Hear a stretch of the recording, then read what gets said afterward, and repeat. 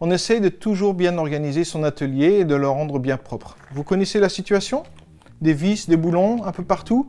Et bien ici, avec cette étagère, avec quelques bocaux, il est bien possible de ranger vos vis. Alors, regardez ce Dr Matos.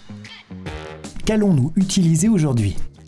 Un tuyau d'évacuation de diamètre 32, des planches de multiplex, des tourillons de 6 mm, des vis, 9 bocaux en verre vide, de préférence de même taille.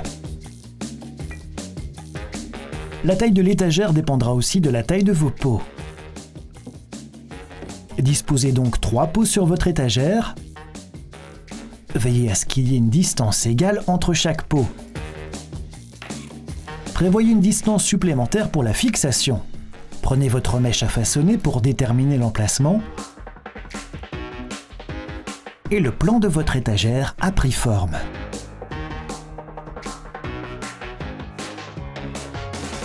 Ensuite, il s'agit de mettre votre plan à exécution. Notez toutes les dimensions sur la planche de multiplex. Le multiplex est plus adapté à cette tâche. Il est très solide et n'a pas tendance à se déformer.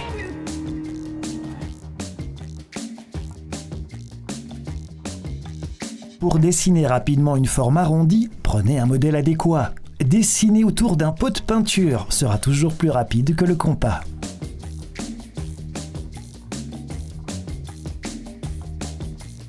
Indiquez également le point où vous devrez percer. Avec un poinçon, vous marquez très précisément. Nous allons ensuite percer l'ouverture. Nous prenons une mèche à façonner. Elle a les mêmes dimensions que notre tuyau d'évacuation, 32 mm. Nous avons choisi une mèche à façonner car elle perce un peu plus précisément qu'une mèche plate. Il ne doit pas y avoir trop de jeu et assurez-vous de percer angle droit.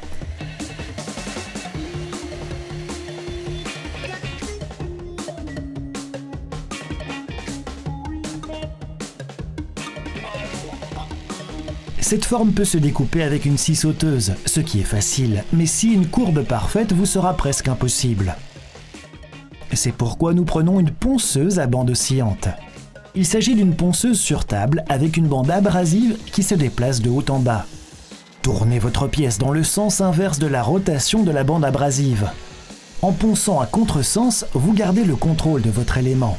Si vous déplacez votre planche dans l'autre sens, là, la bande abrasive entraînerait votre pièce avec elle. Nous avons besoin de 3 de ces formes. Prenez la première comme modèle pour tracer les 2 pièces suivantes. Sortez-les et poncez-les.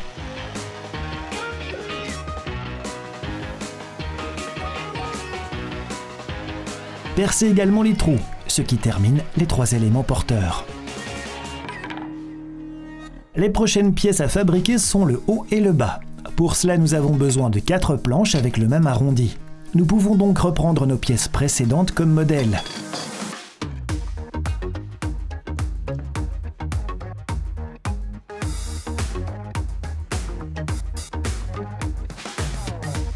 Deux de ces 4 planches doivent également être percées et nous les marquons proprement.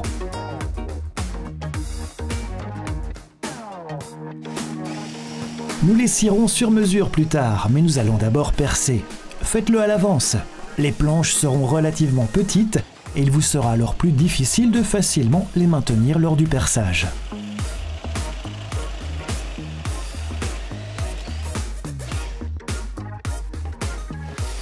Scier les courbes, c'est un travail à la chaîne et ça se passe de mieux en mieux. Ici aussi, faites attention à l'ordre dans lequel vous travaillez. D'abord, sciez et poncez l'arrondi et seulement ensuite couper sur mesure. C'est qu'il est toujours plus facile de maintenir une grande pièce qu'une petite.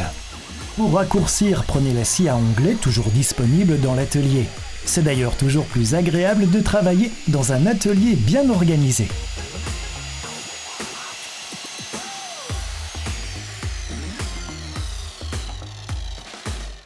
La dernière partie en bois, c'est le support mural. Il peut également se réaliser rapidement sur mesure.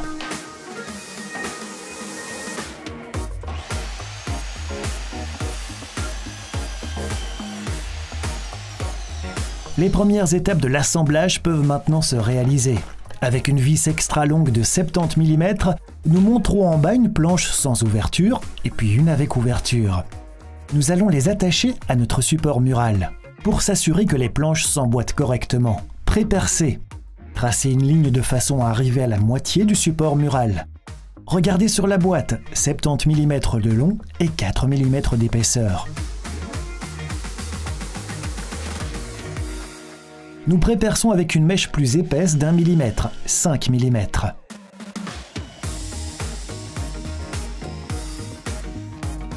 Il suffit d'appliquer de la colle à bois sur les surfaces et puis de poser les vis.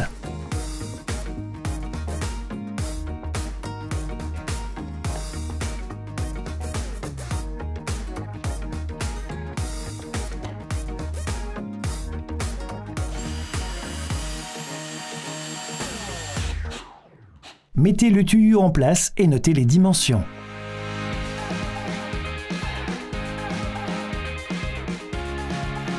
La meilleure façon de scier le tuyau en plastique consiste à le faire manuellement à l'aide d'une scie à métaux.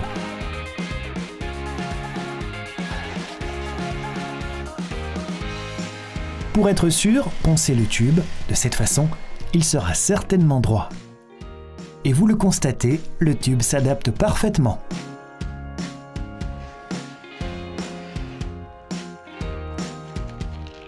Revenons maintenant à nos étagères. Nous allons y fixer les couvercles de nos pots. Trouvez à nouveau la bonne position et vissez les couvercles. Un petit coup de poinçon permet de guider la vis avec précision dans le bois. De cette façon, votre couvercle ne bougera pas pendant le vissage.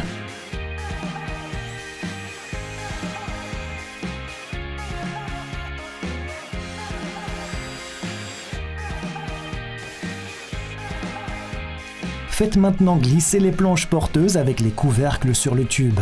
L'étagère prend forme.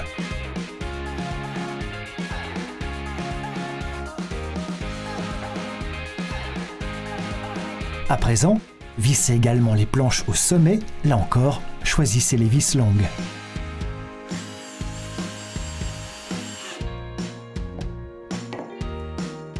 Pour déterminer l'espacement, vissez quelques pots dans leur couvercle. Percez un trou dans l'axe, chaque fois juste en dessous des planches porteuses. Et pour la taille de votre mèche, la même que celle de vos tourillons.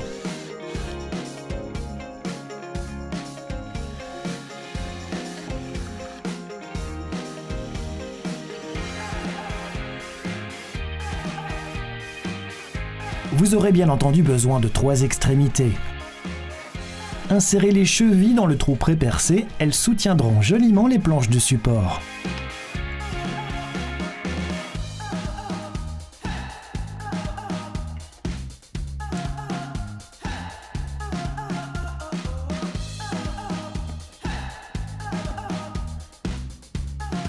Testons.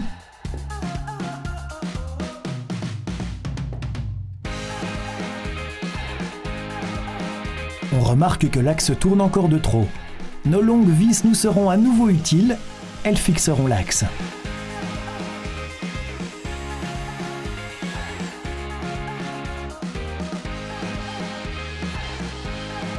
Voilà, c'est déjà mieux, il peut se monter sur le mur. Maintenez le support au bon endroit contre le mur. Vérifiez l'équerrage et percez les 2 trous supérieurs.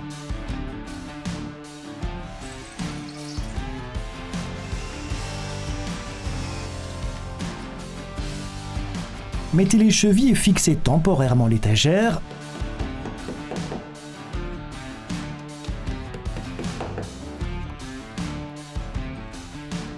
Vérifiez à nouveau que tout soit bien accroché. Vous pouvez ensuite percer les 2 trous du bas.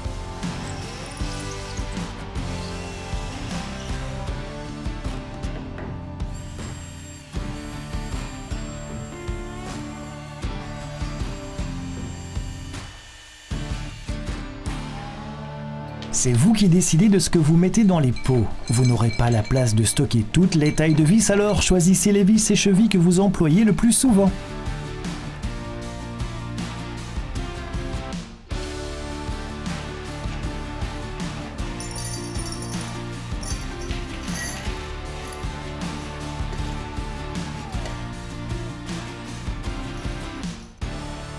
Et ajoutez également quelques crochets et quelques clous à votre assortiment.